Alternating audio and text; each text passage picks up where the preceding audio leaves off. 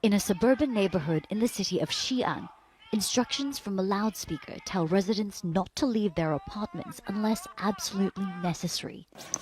3-year-old Meng Dou is making the most of the opportunity to stretch his legs. Members of his family are only allowed outdoors to take COVID-19 tests and collect delivered supplies. They are among the 13 million people who will spend New Year's Eve under strict lockdown. My son is very young and doesn't understand the lockdown or what the increasing case numbers mean. He only knows that many people outside are sick, and if we go out, we could be infected. He panics a bit and feels scared. He tells me, I don't want to be infected and go into quarantine. His mother, Zhang Ziwen, is a kindergarten teacher. She was shocked to receive notice of the lockdown last week. More than 1,000 cases have been reported in Xi'an since the beginning of December.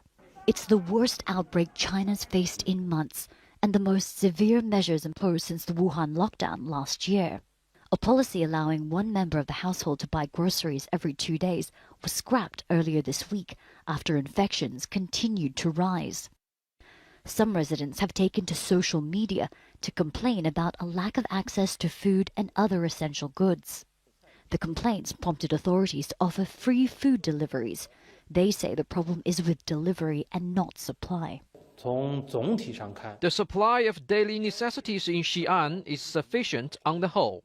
The Commerce Ministry will take further measures to ensure stable supply and prices of daily necessities. It's been 2 years since WHO officials in China were first notified of a mysterious flu-like illness emerging in Wuhan, and 2 years since Dr. Li Wenliang sounded the alarm about the outbreak before being silenced and eventually dying from the coronavirus himself.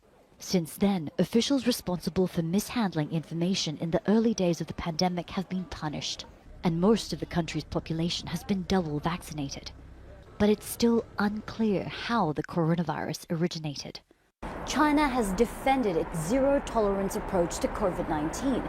Officials here say closed borders and heavy-handed measures have kept total infections to about 100,000 and deaths to below 5,000.